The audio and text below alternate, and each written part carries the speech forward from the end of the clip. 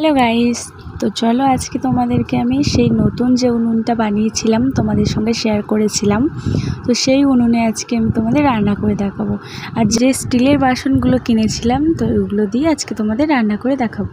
তো আজকের রেসিপিতে কি ছিল তোমাদেরকে প্রথমে বলে দিই। তো আমাদের বাড়ির জন্য গেঁড়ি নিয়ে এসেছিলো রান্না করার জন্য, তো আমি ওখান থেকেই কটা নিয়েছিলাম মিনি কিচেনে রান্না করার জন্য। তো তাই আমি তোমাদের সঙ্গে ওটাই শেয়ার করব। তো প্রথমে দেখো আমি গরম তেলের মধ্যে 5 ফোড়ন দিয়েছিলাম। তো তারপরে দেখো আমি একটু পেঁয়াজ দিচ্ছি, পেঁয়াজ কুচি। তো পেঁয়াজটা দেখো ভালো করে ভেজে নিচ্ছি। তো উনুনটা সত্যি খুব সুন্দর জ্বলছে, আমার তো খুবই ভালো লাগছে দেখে। তো পেঁয়াজটা ভাজা ভাজা হয়ে যাওয়ার পরে আমি এখানে দিয়ে দেবো ছোট ছোট করে কাটা আলুটা দেখো দিয়ে আমি ওখানে ভালো করে নাড়িয়ে নিচ্ছি। তো আলুটা দেখো ভালো করে ভেজে নিচ্ছি। তো তোমরা কারা কারা গেঁড়ি খাও কিন্তু কমেন্টে জানিও।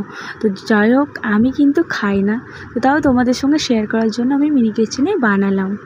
তো তার এবারে দেখো আমি দিয়ে দেব মশলা।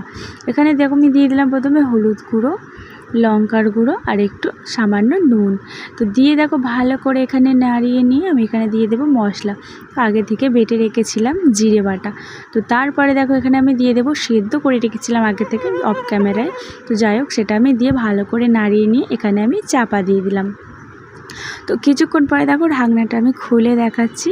তো দেখো খুব সুন্দর জ্বলছে উনুনটা, যেহেতু স্টিলের কড়াটা খুব পাতলা, তার জন্য এত তাড়াতাড়ি সুন্দরভাবে হয়ে গেছে।